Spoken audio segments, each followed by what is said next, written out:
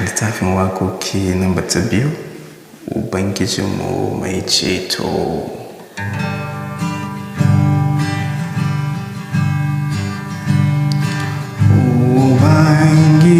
Ubangijinmu mai ceto, don zumunta ne muka zo.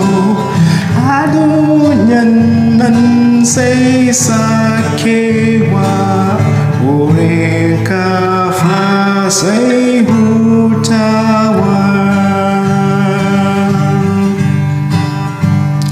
Tun jiya yau har abada, madawwami ne sunanka.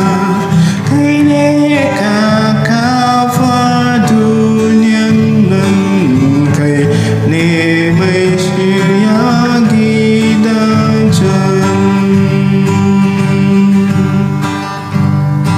Ya Allah Masihu cetonmu, ba mu da wani taimako, amma ƙaunarka cikakkiya ita ce garkuwar ‘ya'yanka.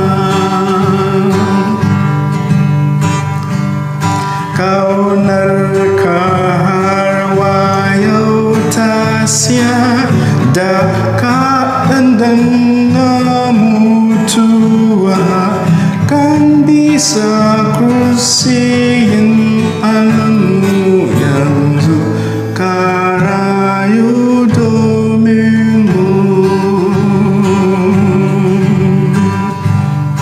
Ya